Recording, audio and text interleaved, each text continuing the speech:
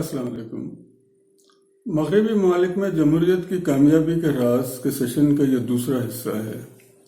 پچھلے سیشن میں نے اس بات کے ثبوت دیے تھے کہ مغربی ممالک اور امریکہ کے دانشوروں اور ایلیٹس نے غیر تعلیم یافتہ اور بے جائیداد لوگوں کو ووٹ دینے اور اپنے نمائندے الیکٹ کرنے کے سسٹم سے پورا دور رکھا ہوا تھا ان کو، تاکہ ملک کی باغ ڈور اور اقتدار بلند کردار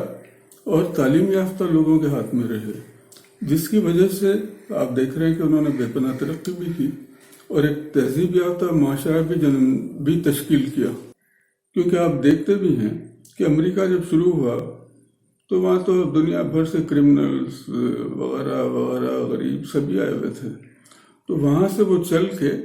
آج آپ دیکھیں کہاں تک پہنچ گئے، وہ آج دنیا پہ حکومت کر رہے ہیں وہ۔ اچھا، اسی سلسلے میں اس پارٹ میں اسی سلسلے میں مزید اور آپ کو ڈاکومنٹری پروف دوں گا اور بتلاؤں گا کہ اور کیا کیا کیا ہوا تھا انہوں نے۔ اچھا، میں نے پچھلی ویڈیو میں یا ایک ویڈیو میں بتلایا تھا کہ ان کے فاؤنڈنگ فادرز نے یہ کہا تھا کہ ہم نے جو جمہوری سسٹم جو یہ لکھا ہے، یہ آئین لکھا ہے، یہ صرف بلند کردار لوگوں کے لیے، تعلیم یافتہ لوگوں کے لیے ہے، اور دوسروں کے لیے یہ کام نہیں کرے گا۔ تو میرے لیے یہ تجسس کا باعث تھا کہ اس معاشرے میں انہوں نے اس کو کس طرح امپلیمنٹ کیا پھر، جبکہ ہم تو بہت بڑے ڈیموکریٹس ہیں ان کے مقابلے میں۔ یہاں ووٹ ڈالنے کے لیے کوئی پابندی نہیں ہے، جس کی وجہ سے حکومت کی باغ ڈور تعلیم یافتہ افراد جو کہ مائنورٹی میں ہیں ان کے ہاتھ سے نکل کر دوسروں کے ہاتھ میں چلی گئی ہے، بلکہ تعلیم یافتہ افراد کے ہاتھ میں کبھی تھی ہی نہیں یہاں پر۔ اور میں سمجھتا ہوں کہ ہماری حکومت ملکی اور غیر ملکی کرمنل سنڈیکیٹس، ڈونز اور غیر ملکیوں کے ہاتھ میں جا چکی ہے۔ اس کی بنیادی وجہ یہ ہے کہ ملک چلانے اور تہذیب یافتہ معاشرہ بنانے اور جمہوریت کے سلسلے میں تیسری دنیا کے دانشوروں اور مفکرین کی لا علمی، نادانی اور ناسمجھی ہے، جس کی وجہ سے صرف ہم ہی نہیں بلکہ پوری تیسری تھرڈ ورلڈ کا پورا سب کا یہی حال ہے۔ آپ خود سوچیں کہ اگر ایک بڑے طبقے کو جو کہ نہ تعلیم یافتہ ہے، نہ ان کی کوئی ایسی آمدنی ہے، ان کو مفت میں الیکشن کے دوران کچھ دن بریانی کی پلیٹیں ملتی رہے ہیں، انٹرٹینمنٹ کے لیے ناچنے اور دل بہلانے کے مواقع ملتے رہے ہیں،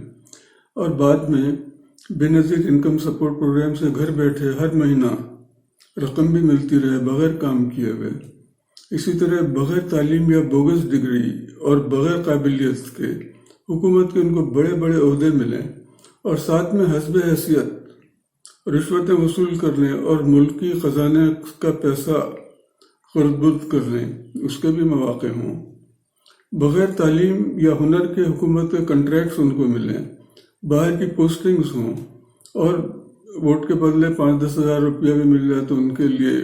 اٹس این ایکسلنٹ ڈیل۔ تو آپ دیکھیے کہ اس پروگرام کے حصے اول میں نے بتلایا تھا کہ امریکہ میں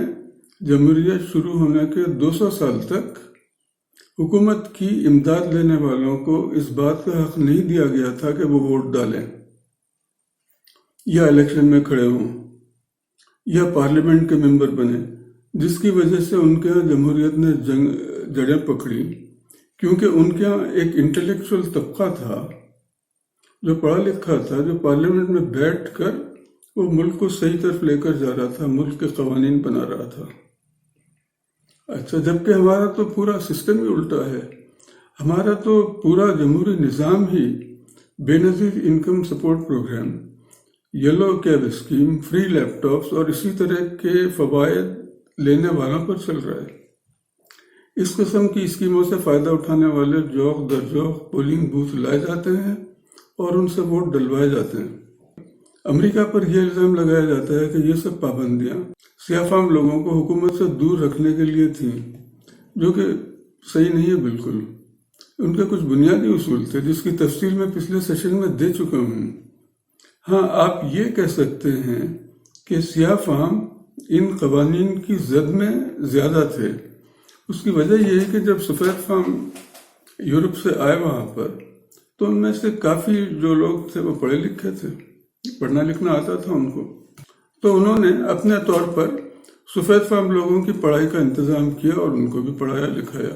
لیکن کیونکہ سیاہ فام لوگوں کو ان کا بیک گراؤنڈ تو تھا نہیں پڑھائی لکھائی کا، تو وہ یہ سب نہیں کر سکے، جس کی وجہ سے ان قوانین کی زد میں سیاہ فام لوگ زیادہ تھے۔ اب نیکسٹ جو بڑی پاپولیشن کا حصہ ہے وہ ہے خواتین کا ووٹ۔ مغربی ممالک نے خواتین کو ووٹ کی اجازت کب دی؟ یو کے میں 1921 سے قبل خواتین کو ووٹ دینے کی اجازت نہیں تھی، حالانکہ ان کی جمہوریت تو پتہ نہیں سب 1250 1280 وغیرہ سے چل رہی تھی۔ 1921 میں اس شرط پر خواتین کو ووٹ ڈالنے کی اجازت دی گئی کہ وہ 30 سال سے بڑی ہوں، یعنی مینٹلی فلی ڈیولپڈ ہوں وہ، اور یا کوئی جائیداد کی مالک ہوں، یا پھر برطانوی کالج کی گریجویٹ ہوں۔ یہ شرط 1924 میں ختم کی گئی۔ اس کے مقابلے میں ہم تو بہت بڑے ڈیموکریٹس ہیں، ہمارے یہاں تو پہلے دن سے ہی خواتین کو ووٹ ڈالنے کی اجازت ہے، چاہے وہ پڑھے لکھے ہوں یا نہ ہوں۔ ہمارے یہاں خصوصاً دیہاتی علاقوں میں اور کے پی میں خواتین کے ووٹ کے پیچھے کافی بدعنوانیاں ہوتی ہیں، آپ کو علم ہے اس بات کا۔ اچھا، اسی طرح وہ جو خواتین ہیں وہ گھر والی خواتین ہیں، وہ ان کو اخبار نہیں پڑھا انہوں نے کچھ اور ان کی تعلیم نہیں ہے، بے حساب جو ہمارے رورل ایریاز میں جو خصوصاً خواتین ہیں، تو اب ان کی ڈیسیشن میکنگ کیا ہوگی لیڈر چننے کے لیے،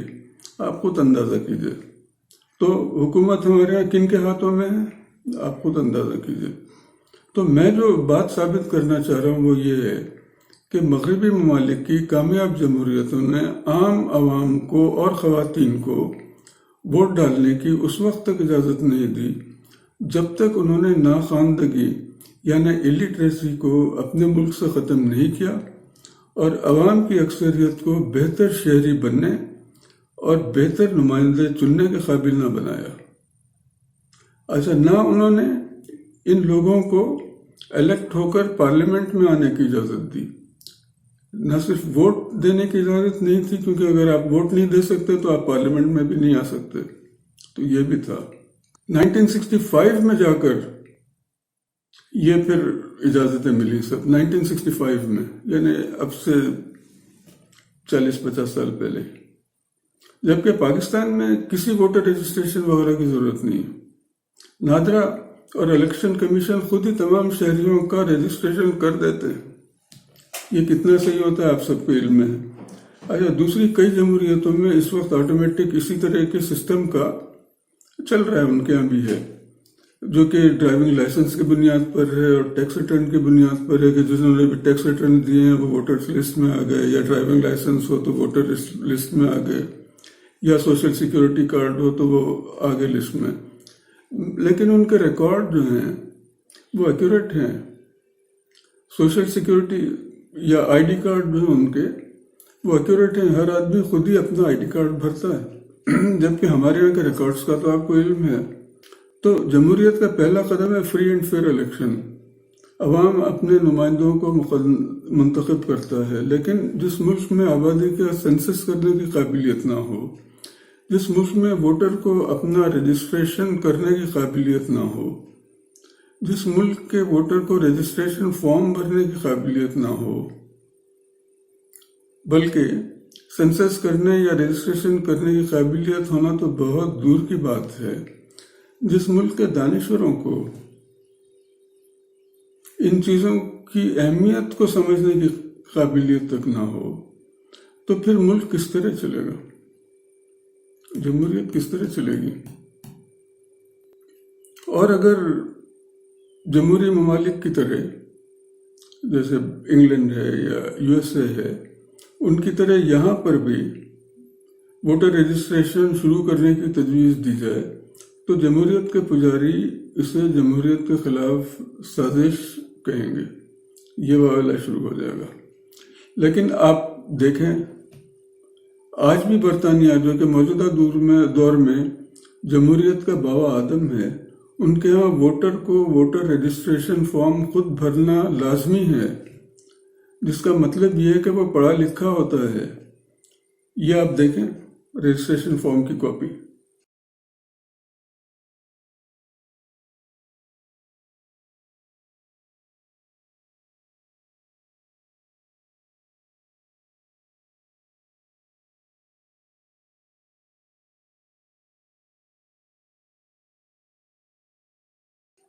اس میں ضروری پوائنٹ یہ ہے جو کہ آخر میں ڈکلیریشن جو یہ دیا ہوا ہے،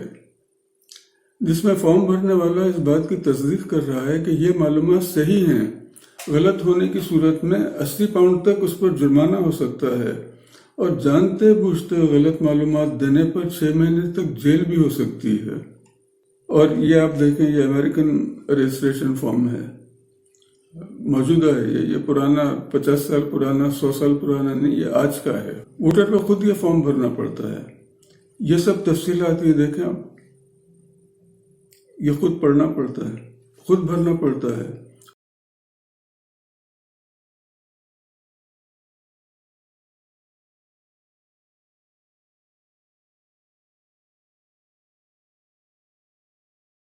اور اس میں بھی آپ دیکھیں لاسٹ میں ڈکلیریشن ہے، یہ پیرا 9 میں، کہ غلط معلومات بھرنے پر مجھے جیل بھیجا جا سکتا ہے اور مزید جرمانہ بھی کیا جا سکتا ہے۔ تو اب آپ فرق دیکھیں کہ ان ممالک میں ووٹر کو، چاہے وہ مرد ہو یا عورت ہو، ووٹ دینے کے لیے خود رجسٹریشن کرنا پڑتا ہے، خود بھرنا پڑتا ہے فارم۔ یہ بنیادی حق ہے ایک شہری کا کہ وہ اپنے آپ کو رجسٹر کروائے۔ He has to make sure کہ his name is there in the voters list۔ ہمارے ہاں ووٹر کو اجازت ہی نہیں ہے کہ وہ دوسرے جمہوری ممالک کی طرح اپنے کو رجسٹر کر سکیں۔ یہ کام نادرا کا ہے اور الیکشن کمیشن کا ہے کہ ان کی مرضی ہو تو وہ رجسٹر کریں، نہ ہو تو نہ کریں۔ اگر مرضی کے علاوہ ان کے اگر مین پاور ہے تو کریں، ان کے اسٹاف ہو تو کریں، ورنہ نہ کریں۔ اس کے ویریفیکیشن کا کوئی طریقہ نہیں ہے، مطلب فل پروف طریقہ نہیں ہے to make sure that it is verified, it is accurate. اس طرح دوسرے ممالک میں، یعنی امریکہ اور برطانیہ جس کی میں بات کر رہا ہوں، کیونکہ رجسٹریشن فارم ووٹر خود بھر رہا ہے، وہ اس لیے اس فارم کو صحیح بھرنے کے لیے جواب دہ بھی ہے۔ اس کا سب سے بڑا فائدہ یہ ہے کہ دیر از اے سائیکولوجیکل ایفیکٹ، کہ جب ایک آدمی خود فارم بھر رہا ہے اور وہ یہ پڑھ رہا ہے کہ مجھے یہ غلط بھرنے پر سزا مل سکتی ہے، تو ہی ول بی ویری کیئرفل کہ وہ کیا اس میں لکھ رہا ہے، کیا وہ جعلی ووٹر بن رہا ہے یا نہیں بن رہا ہے۔ لیکن ہمارے یہاں مجھے نہیں علم ہے کہ رانگ رجسٹریشن پر، غلط ووٹر رجسٹریشن ہونے پر کسی کو کوئی سزا ہے، کیونکہ ہمارے یہاں ووٹر تو رجسٹر ہی نہیں کر رہا ہے اپنے آپ کو، وہ تو نادرا کر رہا ہے، نادرا کو آپ جیل نہیں بھیج سکتے۔ اچھا، ان باتوں پر ہماری عدلیہ، جن کا کام ہی ملک میں آئین کی بالادستی قائم کرنا ہے، خاموش۔ میں یہ مزید بتلاؤں کہ امریکہ، جس کو دنیا کی سب سے بڑی جمہوریت مانا جاتا ہے، آج بھی وہاں ووٹر کے لیے تعلیم یافتہ ہونے کی شرط موجود ہے مکمل۔ دیکھیں آپ کس طرح امپلیمنٹ کرتے ہیں وہ اس کو۔ جو امریکنس ہیں وہ تو پہلے ہی بائی ڈیفالٹ تعلیم یافتہ ہیں، لیکن کیونکہ امریکہ لاکھوں تارکین وطن کو ہر سال سٹیزن شپ دیتے ہیں، تو وہ ایسے نہیں دے دیتے کہ آپ کو 10 سال ہو گئے یہ لے جائیے آپ سٹیزن شپ۔ ان کو ایک سٹیزن شپ کا ٹیسٹ پاس کرنا پڑتا ہے، لازمی ہے یہ، اس کے بغیر ان کو نہیں ملتی سٹیزن شپ۔ اچھا، انہوں نے گرین کارڈ رکھا ہوا ہے کہ بھئی آپ آئیے، یہاں پر رہیں، آپ یہاں پر ملازمت کریں، ڈرائیونگ لائسنس لیں، بینک اکاؤنٹ کھولیں، یعنی سب کام کریں، لیکن اگر آپ کو ووٹ دینا ہے اس کے لیے آپ کو ٹیسٹ دینا پڑے گا، یہ آپ کو سٹیزن شپ لینی پڑے گی، پھر آپ ووٹ دے سکتے ہیں۔ اس کا مطلب یہ ہے کہ اگر آپ کو ووٹ دینا ہے اور ملک کے فیصلوں میں شامل ہونا ہے، آپ کو فیصلے کرنے میں، تو آپ پھر تعلیم حاصل کر کے آئیے۔ بدقسمتی سے ہمارے بیشتر لوگوں کو اس بات کا علم تو ہے، لیکن وہ اس بات پر غور نہیں کرتے کہ کیوں امریکہ نے یہ شرائط رکھی ہیں۔ ان کے آئین میں کہیں نہیں لکھا ہے کہ لٹریسی ٹیسٹ لیا جائے سٹیزن شپ کے لیے یا سٹیزن شپ ٹیسٹ لیا جائے. اچھا، اس کے ساتھ ساتھ غیر تعلیم یافتہ میجورٹی نے جس طرح ہمارے ملک کو یرغمال بنایا ہوا ہے، جو کہ ہم سب دیکھ سکتے ہیں، سب کو نظر آ رہا ہے، سب بھگت رہے ہیں، ملک چھوڑ کے نکل رہے ہیں یہاں سے، لیکن پھر بھی سب نیک نیتی سے ہمارے موجودہ نظام کو ہی جمہوریت سمجھتے ہیں اور اسی لنگڑے لوڑے سسٹم کو چلانے کی کوشش میں ملک سولی پر لٹکا ہوا ہے. اچھا، اس پارٹ کو میں اب یہیں ختم کر رہا ہوں. پارٹ 3 میں